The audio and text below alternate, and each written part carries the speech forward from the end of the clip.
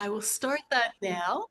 And just note that I'm chairing this meeting from the unceded territory of the Algonquin and Anishinaabe people.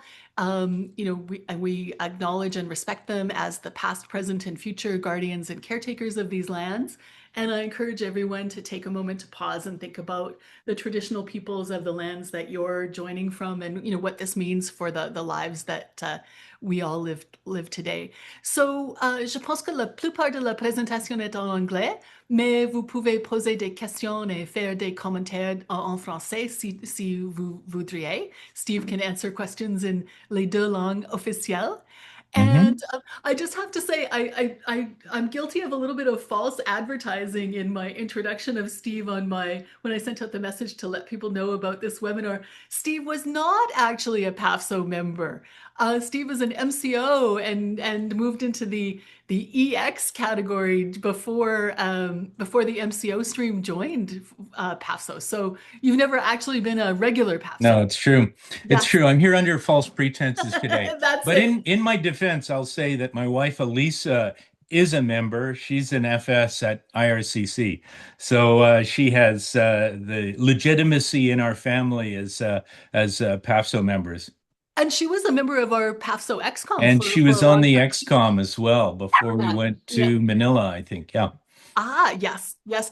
Okay, sorry, I apologize. I don't know if you can hear my dog barking in the background. I will silence him and I will turn over the floor to you, Steve, so that you can get going on the presentation.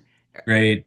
Merci, Pam. Je m'appelle Steve Chapman. Je suis le président de la section d'Ottawa du Association nationale des retraités fédéraux. My name is Steve Chapman. I'm the president of the Ottawa Branch of the National Association of Federal Retirees. I'm going to just share a PowerPoint screen here. Uh, do, do, do.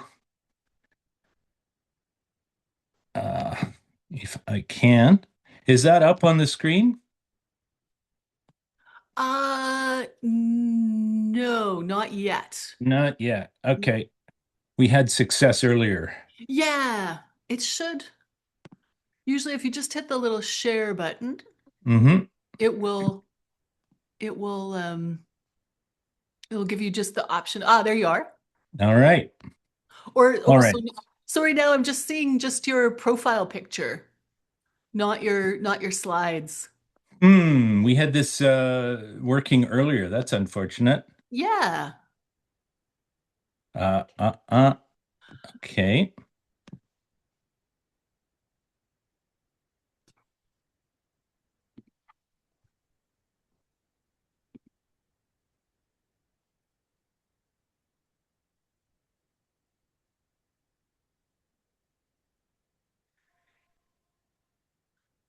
How Oh, about now?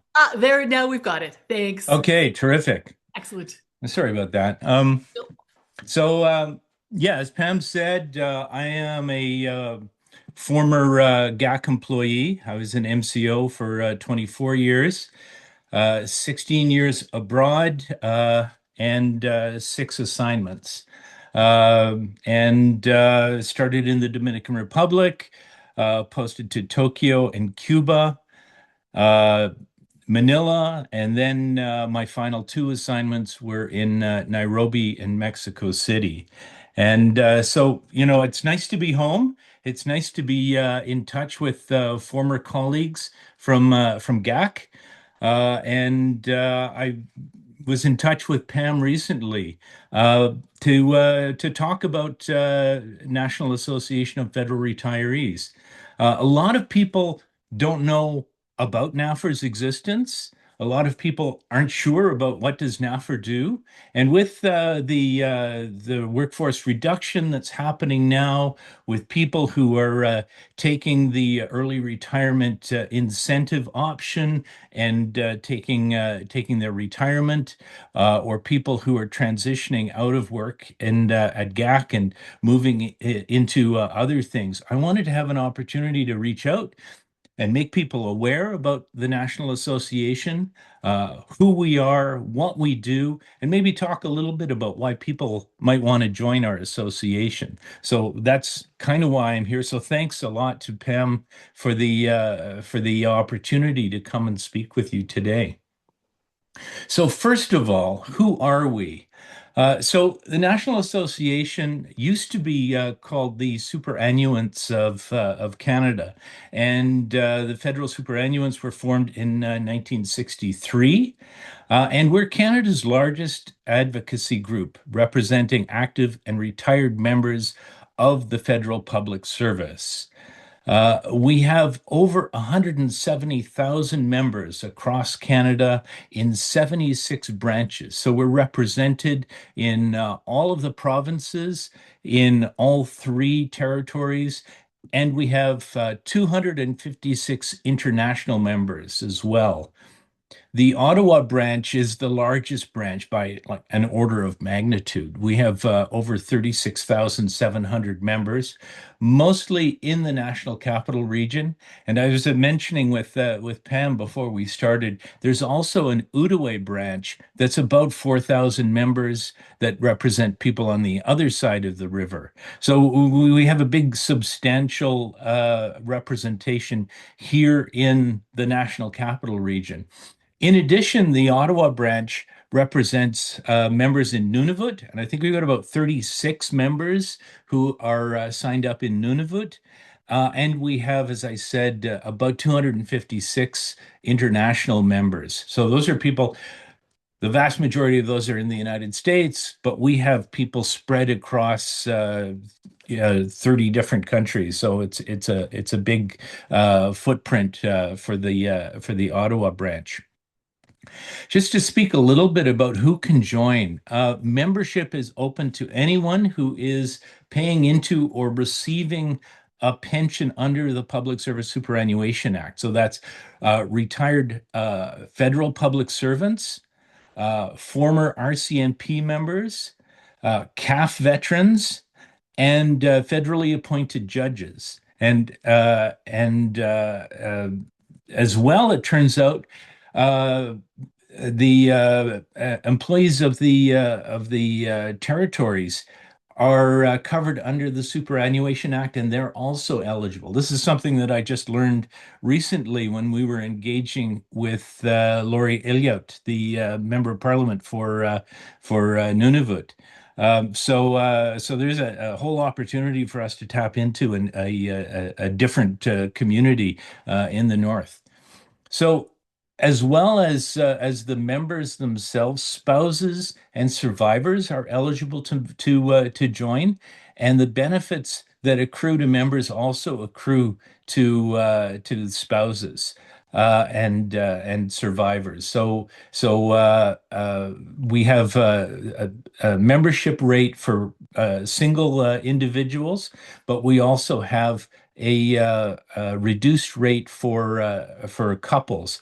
Our membership rate is $56 a year per person, so $56, and I think it's $74, something like that for couples. So we encourage people to, if you want to join, join and bring your spouse along, because the benefits are really useful.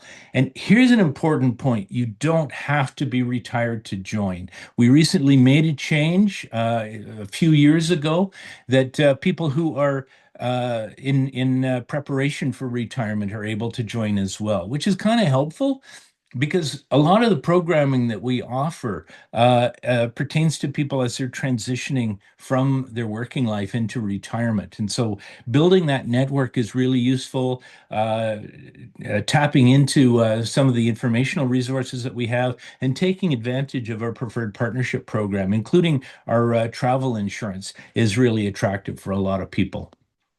So that's kind of who we are. Ottawa branch, 36,700 plus. And we're extremely active in the Ottawa area. So what does NAFR do? So we're an advocacy association, and we advocate specifically for retired public servants and their spouses and survivors. And we meet with government officials. to influence policy with regard to the lives of retirees and seniors, and specifically to advocate on behalf of our earned pension and healthcare benefits. So our first priority is retirement income security, and specifically protecting the earned pensions that we have as annuitants from the public service, the RCMP, and from the CAF.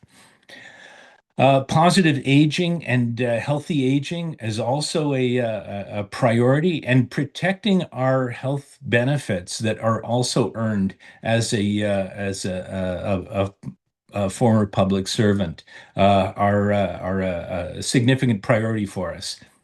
Reliable healthcare. This ties in with our priority on healthcare. So we advocate for equitable, timely healthcare, including home and community supports, long-term care, and universal pharmacare. We have a particular focus on veterans' well-being because they're a community that has specific challenges, and we think that we can bring some assistance to bear for that. So supporting veterans, resolving delays and delivering personalized care, and ensuring that we're not looking at a one-size-fits-all solution that often is the case with Veterans Affairs.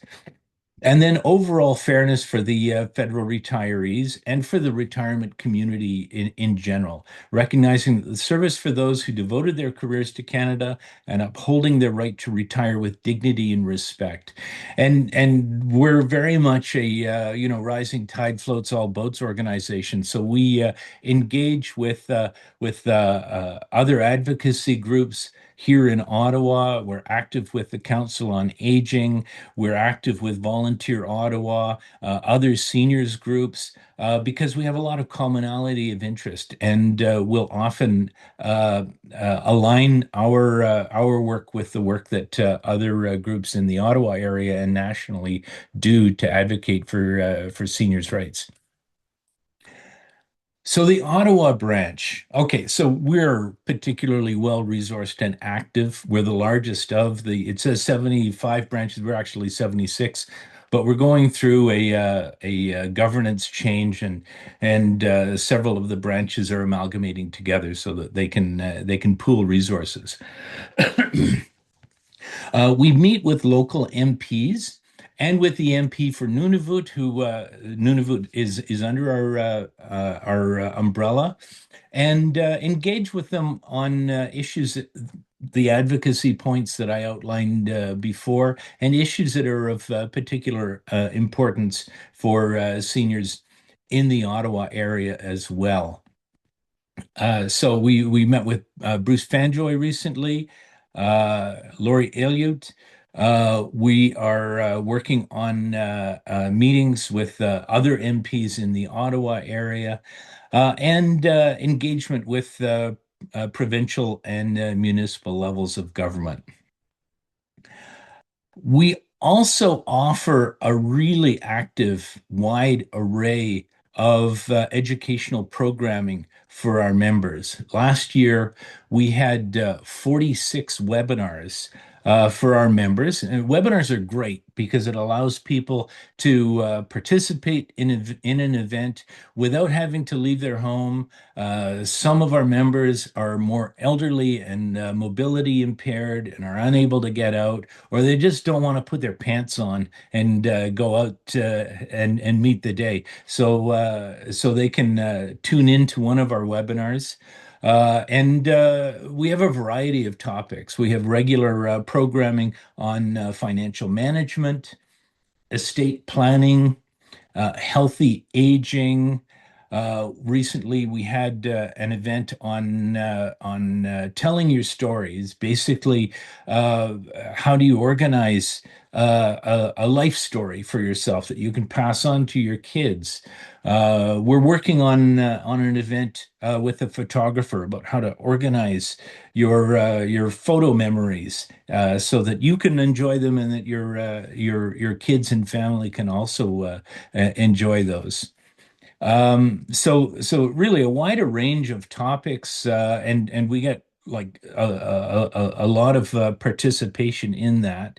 And increasingly after the pandemic, we went pretty much virtual for the pandemic, but now we're gearing up on in-person events. So last year we offered eight in-person events.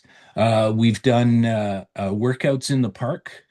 We have a preferred partner program with Colette Travel, and last year Colette offered a travel fair for our members, outlining what the benefits are of that Colette Travel provides, and some of the destinations.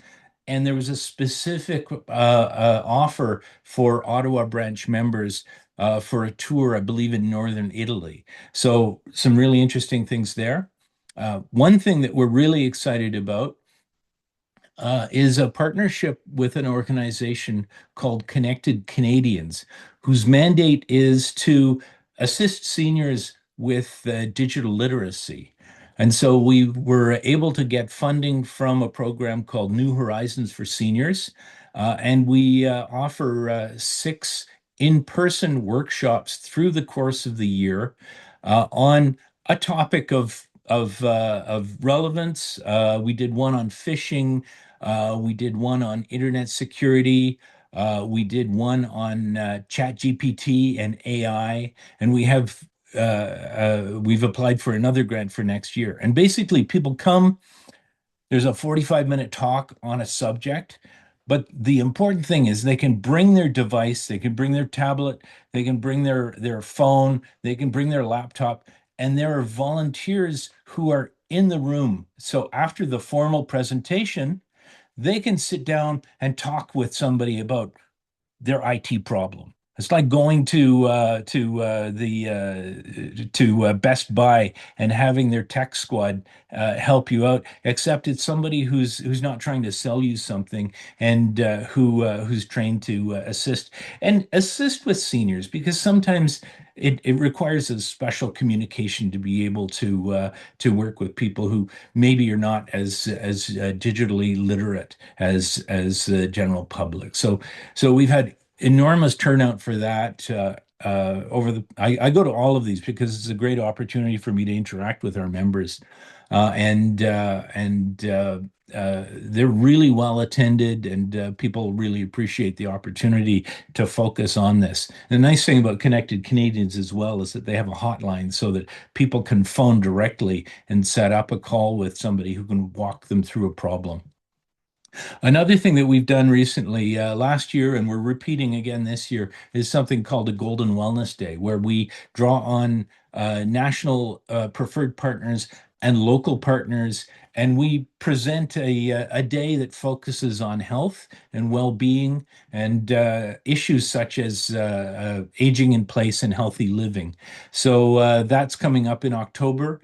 If you are a member, you will receive an email every 2 weeks from us that outline the upcoming webinars, upcoming events, how do you enroll in them, and then other information. Like if we've got a new preferred partner, we'll pass that information along. Or if there is a letter writing campaign to focus on a particular issue in our advocacy, we'll direct you to that and ask you to participate in that. So, my feeling is that the Ottawa branch offers a lot of enhanced benefits for our members. We want to engage with people. We want to offer benefits to them in terms of educational programming and opportunities to get together that you can't get anywhere else. So that's what the Ottawa branch offers. So why should you join? Okay, so first of all, advocacy is the important thing. We're an advocacy organization, and having more voices when we're interacting with government amplifies our message and allows us to be more effective. Currently, we have 170,000 members nationally. By some estimates, there are somewhere between 400,000 and 450,000 retired public servants who could be eligible. So we're like 40% of the potential population. My thing is like sign up as many people because the more people that we have in our organization, the louder our voice is. And the question is like so what are the challenges that we're facing? In the past, there have been attempts to remove indexing from the pension.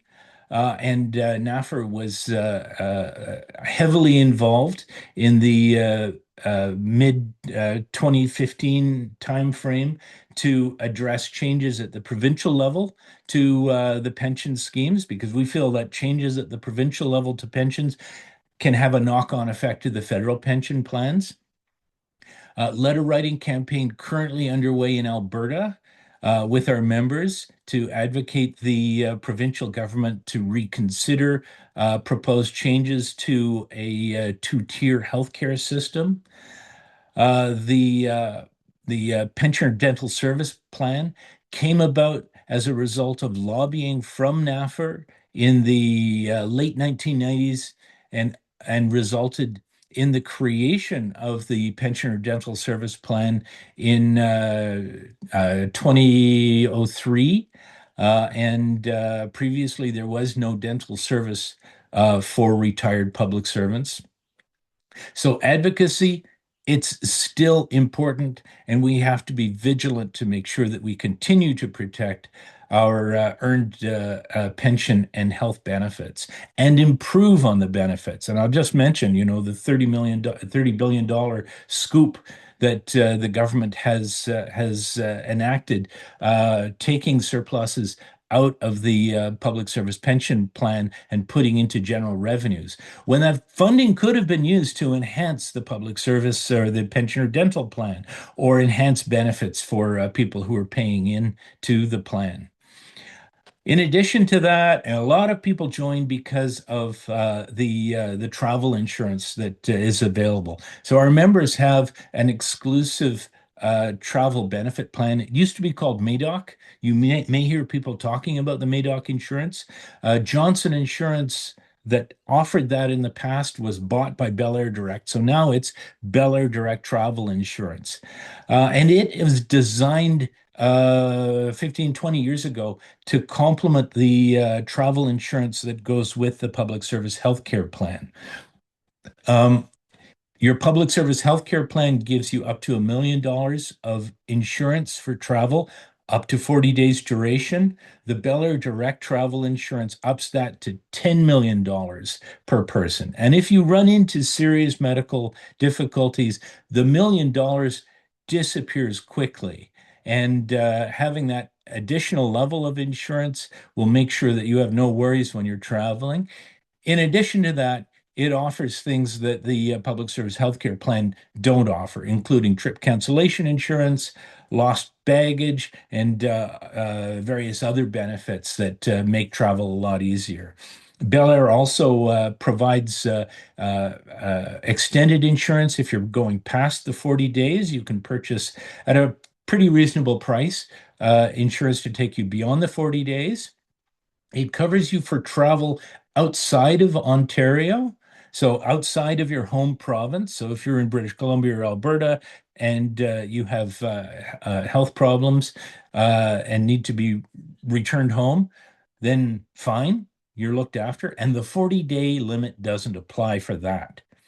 In addition to that, and this is a new thing, traveling inside the province. You live in Ottawa, you're on a road trip, you go off the road in Kenora, and you need medical coverage there that it goes beyond what OHIP will cover.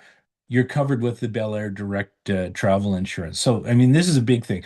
A lot of people say, you join for the travel insurance, but you stay for the advocacy. We have a number of other partnership programs, National Car Rental, Alamo, Enterprise Rent-A-Car. We're partnered with Colette Travel, as I mentioned earlier, and there's some benefits that are available through Colette Travel exclusively for our members. We've got local preferred partnerships that Ottawa Branch has also negotiated. Recently, we signed up with Park and Fly. So if you're traveling from Ottawa Airport, you want to park your car, our members get a discount on that. So you're going away for 2, 3 weeks to the Dominican Republic, you come back, you can leave your vehicle, you get a discount by parking at Ottawa Airport. CAA Eastern and Northern Ontario is a partner of the Ottawa branch, so you can get a reduced cost for your CAA membership, and that gives you access to a whole bunch of benefits that go with CAA as well. So if you go on to our website, the NAFR Ottawa website, you can see what our preferred partnerships are. And if you go to the national website, I can't remember what it is, just a sec, federalretirees.ca, it will you can take a look at what the national preferred partnership programs are. In addition to that, as I mentioned earlier, I think it's really important that Ottawa Branch provide something more than the travel benefits and the travel insurance, so we are engaged actively with our members in terms of our webinar program, our workshops, and the local preferred partnerships that we offer. I want to just jump back a little bit to the advocacy. So NAFR has a privileged position with regard to representation of federal retirees at a number of key committees that are unique to NAFR and are not shared by other seniors organizations. There's a lot of seniors organizations out there. There's CARP. There's they do great work. NAFR is the only one that is represented in negotiations on the Public Service Healthcare Plan Partners Committee, the PSHC Administration Authority, the Pensioners Dental Service Plan Board, and the Public Service Pension Advisory Committee. So we're engaged along with the bargaining agents. And Pam is a colleague of ours sitting in some of those committees, and NAFR is there engaging directly with government on those issues that are of so much importance for us. So that's sort of the broad overview of what NAFR can offer, and maybe a little bit of an idea about why you should join and what benefits come from membership with NAFR. I'm going to stop the share right there, and maybe I'll talk a little bit about my own path to membership. I joined NAFR when I was in my last year in Mexico City, and I did the pre-retirement course that was offered by NAFR. So one of the things that NAFR does is we offer pre-retirement courses. The cool thing about the NAFR pre-retirement course is that along with the tuition, a 1 year free membership is included in participation. So when I came back to Canada after finishing my assignment in Mexico City and retiring, I was already a member. So as part of my retirement plan, I was planning a trip to Antarctica on a tall ship, 21 days at sea, sailing the Drake Passage, and I needed to have travel insurance. And I checked with Blue Cross and said, can you provide me with travel insurance that would say a helicopter evacuation from a tall ship in the Antarctic Ocean? And they said, yeah, no, we can't do that. But I phoned Johnson Insurance and asked if the Madoc would cover it. At that time, it was $8 million of coverage. And the guy said, yeah, with $8 million, we should be able to do that for you. So I renewed my membership, took the insurance, did my trip. It was amazing. And then when I came back, the annual call for members to join the board of directors went out. And I thought, well, I got to figure out what to do with myself in retirement. So I joined the board of directors. And then a year later, I was president of the Ottawa branch. So It was for me a really positive experience. I'm doing things that I think are important in supporting my community, my former colleagues, and future retirees and future members of the public service. So, and I'd encourage you take a look, spread the word. If you're already a member, I hope you that we're meeting your needs. If you're not a member, go to our website, nafrottawa.com, and there's a link there to join. Click on that, and you can join. You can even set it up so that your membership fee is taken directly from your pension.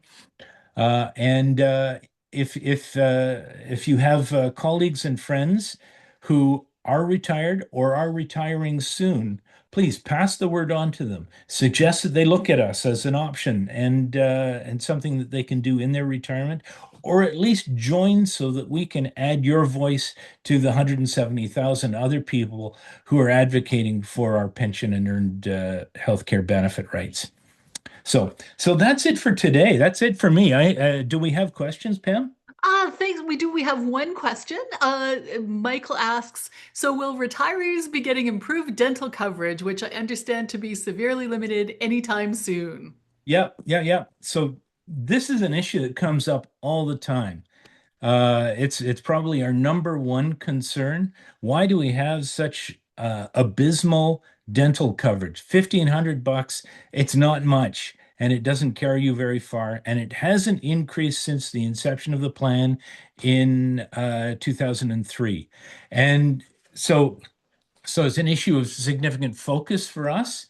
In the past, when we engaged with Treasury Board and National Joint Council, the answer was always uh, it's unusual for employers to provide dental coverage for their retirees. So you're lucky you've got it. That's the first response. The second is that the insurance is or the coverage is intended to be for maintenance and is not comprehensive coverage. So those are the replies that we get. Now we have the National Dental Plan. And I think that changes things. So that ongoing response of suck it up, Buttercup.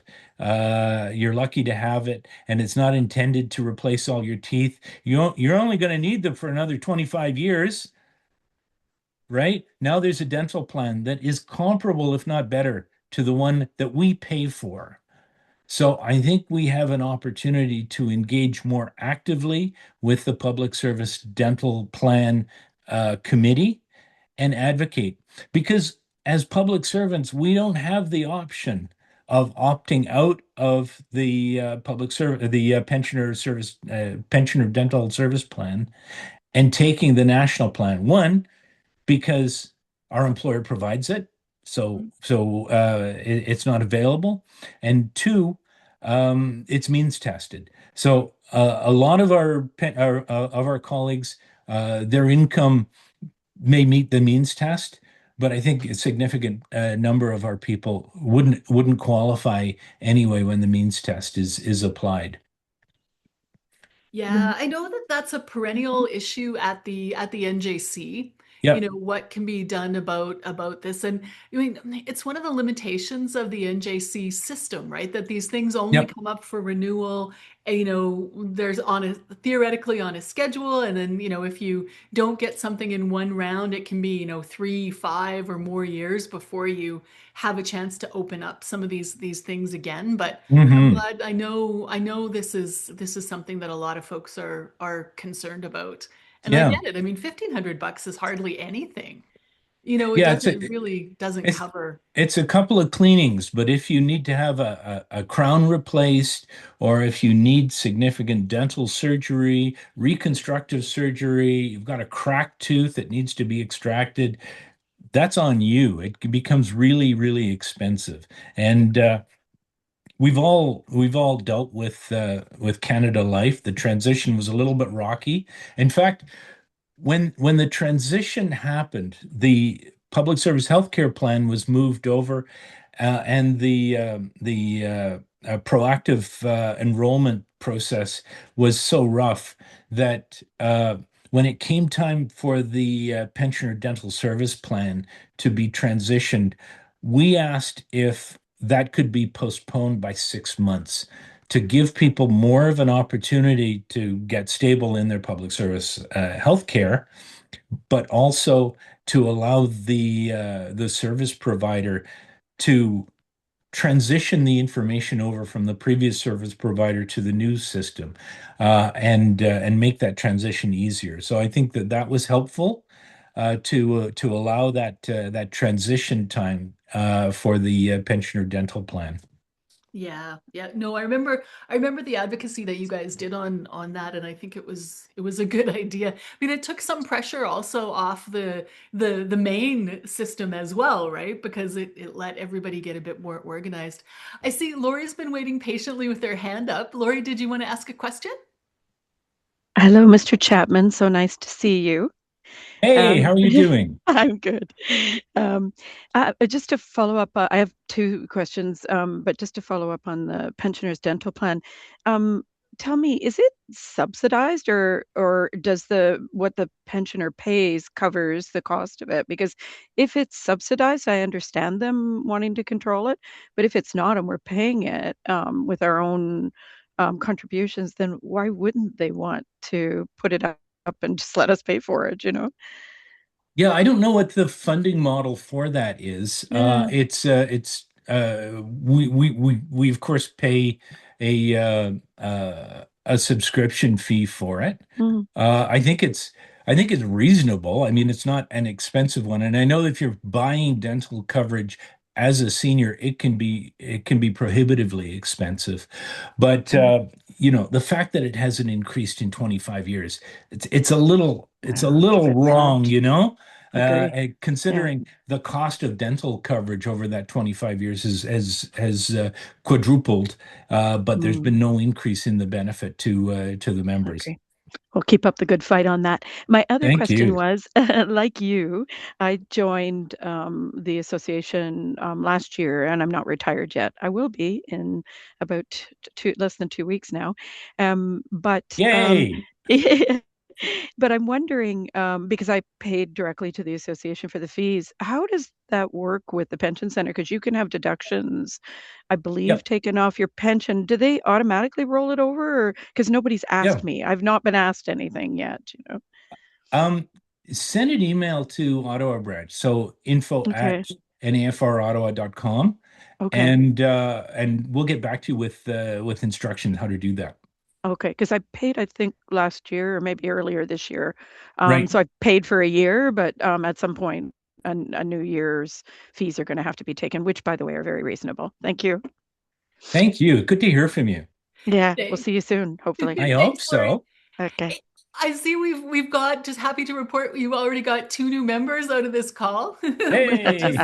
just let us know that he joined for himself and his spouse. So that's good to know. I just had a couple. I'm not seeing other questions, so folks don't hesitate to put your hands up or to type in the Q&A if you have questions. But I was just wondering, so one of the things that are hearing from people who are taking either ERI or doing for this current round of layoffs is the difficulty in finding an accountant or financial advice, independent financial advice that can give them a good sense of how Okay. what they should be doing. Do you guys have recommendations or workshops or things on that? Well, TradeX is one of our preferred partners. So they're a national preferred partner. And as you know, TradeX was set up to service, I think it was industry and commerce and external affairs back in the day. And they've now been expanded to provide financial support and advice for all of the public service in Canada. And we use TradeX in our pre-retirement course. They'll do the analysis for participants in the pre-retirement course and give you like a projection out about what your financial preparedness for retirement will be. Because they focus on the public service, they know the public service pension plan, and so they can answer questions, but they'll also take into account your RRSP, your TFSA, your capital holdings like house, rental properties, those sorts of things. And then they'll give you like a tailored plan that shows going out to 95 years of age, what your income is going to be based upon assumptions. So they're really good. Um, we also at Ottawa Branch, we have like a long-standing relationship with RBC, and every month they provide like a financial update, or they'll provide a briefing on a specific topic that's trendy. We have people who register every month. They've got like a personal relationship with the RCM, with the RBC people, and they look forward to their monthly update from Janice. So in terms of accounting firms, well, first of all, we don't make referrals in that regard, but yeah, it's an issue of particular concern, right? Especially when you're in that like 60 to 71 range. If you've retired before taken an early retirement, uh, and you got like RSPs sitting there that are going to hit you at 71. And when do I take my CPP? And how do I avoid a big tax hit when I'm 71 years old and I have to transfer over to a RIF? Like a tailored plan that will look at, drawing down on your RSP over that 60 to 71 time frame so that you can spread out that tax and be more strategic about drawing down on that. Maybe transferring stuff over to your TFSA if you've got room there. Or when do I take CPP? Do I take it at 60? Do I take it at 65? Do I take it at 70? And the answer is yes, right? Whatever works for you, whatever. If you have a reduced pension and you need the money up front, or if you have a history of family illness and your family is not long lived, maybe take it early, right? So those are the kinds of things that are important, and we get into those in some of our financial planning seminars. TradeX can certainly help you out. A colleague of mine who's taking ERI and retiring in Mexico. She was like, I don't know what to do with any of this stuff. So we referred her to the TradeX guy who did our analysis, and she had a really productive conversation with the guy, and feels much more knowledgeable and secure about her financial situation going into retirement now. Yeah, no, thank you. It's hard to get that specific advice. Like I know for Mm, people who are in the opting, who are in the opting phase of the WFA stuff, they offer, I think it's like $1,900 or something like that to get, mhm. individual paid financial advice. But it's not that easy to find someone who will do that, like who has the knowledge. So Yeah. do you guys have like like is there a members forum or internal forum or things like that where people chat to each other? Because I suspect informally that's where people are probably going to find, those recommendations. Like I have a guy, I have a lady, or whatever. Um, We don't have that at Ottawa Branch. And I'm kind of like, those can get, pretty they're touchy as hard. well. There are a Yeah. lot though on Facebook. I think, the majority of our demographic are on Facebook, but I think also on Instagram and other social media where there are fora. There's one soon to be and former GOC employees Yeah. Yeah. site, and people like the churn is quite significant. Oh, I gotta say as well, another thing that I think might be interesting, especially for people who are retiring soon. Um, a couple of years ago, we did a big event on transitioning, living and working after retirement, right? How do you make that transition? We had the former clerk of the Privy Council, Michael Wernick talk, and we had Tamara Gutman speaking about her experiences of doing contract work after she retired. And out of that came two more national webinars that we hosted for our members about the specifics, like pitfalls, the things you need to do as a former public servant if you want to continue working either as a contractor or as a casual or term employee for the federal government, the implications for your pension, the thing, how can you market yourself, all of those sorts of things. We're going to be doing another one of those because we want to position ourselves to be useful for the people who are transitioning out under ERI or who are moving out of permanent employment to some other approach to making a living. So in early November, I think it's the 4th, we're going to be offering another working as a retiree for the federal government with Tamara. And more information will be coming out on that. It's on our website for upcoming events when it's posted, and it'll go out in our newsletters. So I know people may like, I want to retire, but I'm not really ready to give up the sweet lucre of government Yeah. income. So that's coming up. We're also thinking about like what are the kinds of things that newly retired people will want to know about. So maybe something with TradeX to talk about retirement financial planning strategies, stacking your OAS CPP and RIFs, timing all of that, and using that low tax period between 60 and 71 before those things kick in to leverage your registered investments in a more strategic way.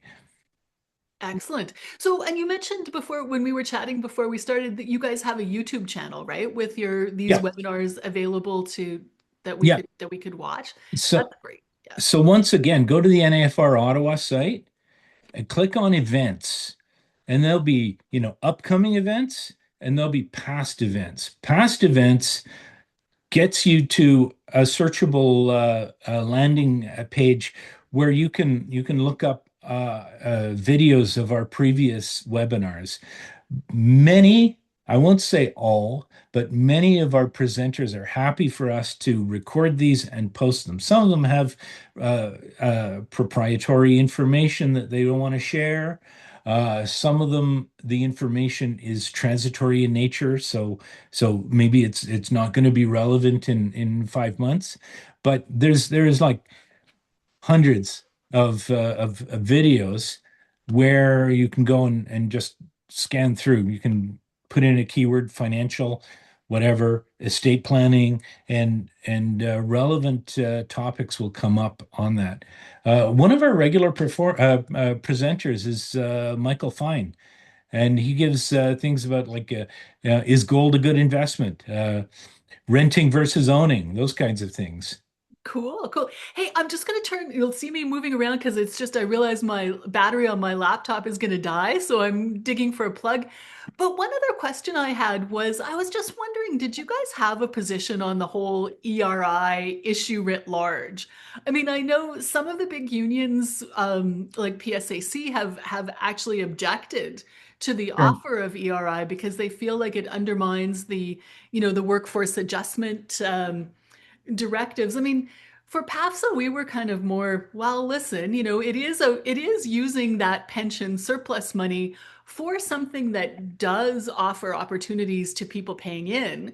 So in that sense, it kind of satisfies what we were asking for was that at Yeah. least the half of our contribution be used for something to enhance the benefit. And that's in a way what this is doing. But there are, I know, a lot of other considerations. I'm just wondering if you guys had a position on that or talked about that at all. And I'm here, I'm just going to turn my video off for a second as I find my plug. Sure, sure, no worries.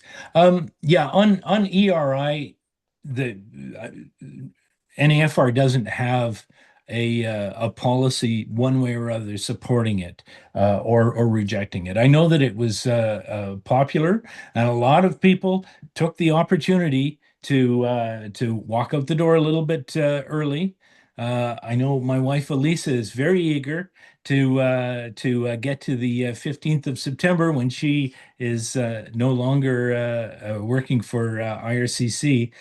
So I think it was something that made sense for some people who just didn't want to do it anymore. Mhm. And what I'd like to see is for NAFR to be positioned to catch those people and help them with that transition. Maybe give them some tools that will allow them to do that transition, or at least give them the travel insurance so that now that they've got freedom and they don't have to count their scarce leave days and can go away for that longer duration trip to the south of France that they've been dreaming of, that they'll have coverage to be able to do that. And yeah, I mean, and our like if they're on the public service healthcare plan retirees program, then then MSH will cover you when you Yeah, travel. But you know, we all know about what that's like. yeah, yeah, So yeah. this is, I think, a good idea to have. No, no, this is true, right? And that whole transition has been rocky. We were with the previous provider for a long time, and it was a well-traveled path to get your benefits. The initial changeover to Canada Life was definitely rocky. And I know MSH was particularly challenging. I understand that there is still challenges, and we hear from our members sometimes that they're trying hard to get benefits that are for one reason or other unavailable to them. And we got 256 members overseas who've retired outside of Canada. They have particular challenges with regard to their public service healthcare plan and to the provisions, especially the exclusion for retirees to use hospital services outside of the country under the comprehensive coverage. So I think, one of the things that I'm focusing on this year is expanding our engagement with our international members and with our Nunavut members. And that's going to bring along new policy issues like, MSH. I'm living in Lake Chapala, and I can't get my prescription filled because my doctor happens to be working in a hospital and the prescription was written on a hospital letterhead, and they throw it out because it's, services rendered in a hospital. So maybe there's room for us to engage in that. Yeah, and I think, we were talking last week about ways that PAFSO and NAFR can Mm, cooperate and try to, see where our interests overlap. We still have our mandamus application against against the federal government. It's still out there. It hasn't been decided yet. Hasn't been thrown out, which is a good thing. But it's been with the court for well over a year now, I think, and we don't know what's going to happen. But that was our effort to compel the government to say, listen, you are obligated to provide these healthcare services, this health insurance coverage to employees. And, standing there like, oh, well, the company doesn't know what it's doing. Well, that's not good enough. If this company can't deliver, then it's on the employer to make sure that we have that. They can't just sort of absolve themselves of responsibility because mm. they have a bad company or a bad contract. We do have and I'm not a lawyer, so I get a bit confused about exactly how this works, but the company is also named in our application, but really our target is the employer because our attitude is, hey, listen, the company, that's a pain, obviously, but we don't intersect with the company. We Yeah. intersect with the employer, and it's the employer that needs to enforce its own contract and deliver the services. And Yeah. so I mean, we can definitely keep you in the loop on that, and see if there's any ways we can make Yeah. common cause on if that gets anywhere.